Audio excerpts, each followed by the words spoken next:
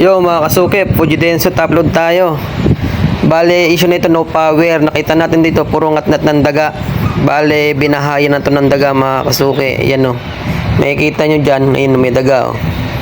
Yan. Bale, 3 weeks si client wala sa bahay. Kaya binahayan ng daga yung washing niya. Bale, dito tayo sa Kabisig, sa lugar natin. Daming daga ng kanyang washing.